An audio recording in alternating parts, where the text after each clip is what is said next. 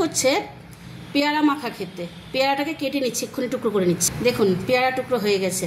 এর মধ্যে মশলা টশলা দিয়ে মাখাচ্ছি, দেখাচ্ছি আপনাদেরকে। এই দেখুন সব তো কাটা হয়ে গেছে, একটা বাকি ছিল, এটা দেখিয়ে দিলাম। বেশ সুন্দর করে টুকরো টুকরো করে। বটিতে কাটার মজা কিন্তু আলাদা আছে বন্ধু, যাই বলুন না কেন। এই যে সব কাটা হয়ে গেছে, লঙ্কা দেওয়া হয়ে গেছে, বিট নুন দিয়ে দিচ্ছি। এবার কাসুন্দি দেবো। এই যে কাসুন্দি দিচ্ছি। কাসুন্দিটা কিন্তু পেয়ারা মাখা একটা অন্যরকম মাত্রা এনে দেয়। আমার জিভে জল চলে আসছে। গোলমরিচের গুঁড়ো দিচ্ছি একটু।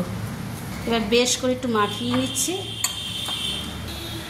দেখুন একবার সর্ষের তেল দিয়েছি একটুখানি, আমি একটু টেস্ট করছি। হ্যাঁ, যারা যারা ভালোবাসেন কমেন্ট করবেন, লাইক করবেন।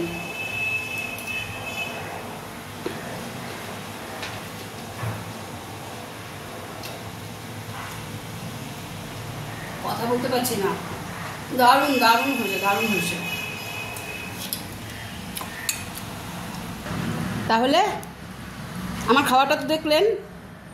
দুপুরবেলা খাওয়া দাওয়ার পরে এইভাবে এক বাটি নিয়ে বসে পড়বেন। পেয়ারা খাওয়া তো এমনিতেই খুব ভালো। ঠিক আছে, টাটা।